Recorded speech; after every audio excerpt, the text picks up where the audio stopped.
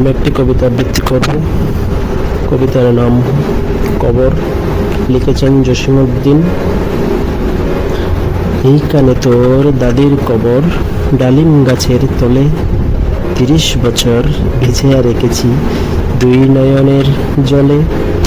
এতটুকু তারে ঘরে এনেছিল সোনার মতন মুখ, পুতুলের বিয়ে ভেঙে গেল বলে কেঁদে বাসাইত বুক।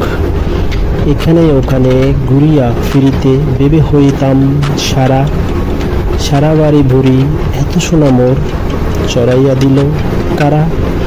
সোনালি উষার সোনা মুখ তার আমার নয়ন ভরি, লাঙল লইয়া খেতে ছুটিলাম গায়ের উপর দড়ি।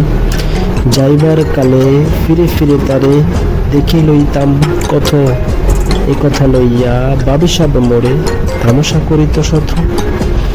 এমনি করিয়া জানি না কখন জীবনের সাথে মিশে, ছোটখাটো তার হাসি ব্যথা মাঝে হারা হইয়া গেল দিশে।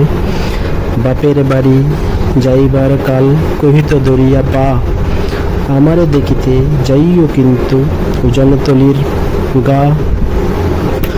শাপলার হাটে তরমুজ বেচি 2 পয়সা করে দেরি, পুঁথির মালার এক ছড়া নিতে কখনো হতো না দেরি।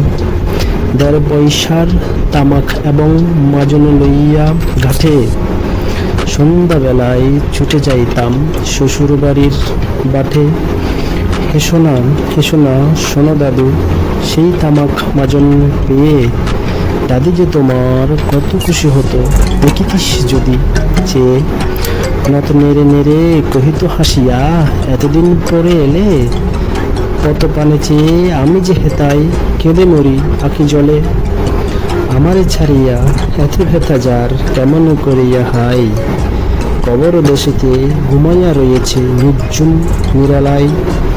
হাত জোর কর দোয়া মাং দাদু, আই খোদা দয়াময়, আমার দাদির তরিতে যেন ব্যস্ত নসিব হয়।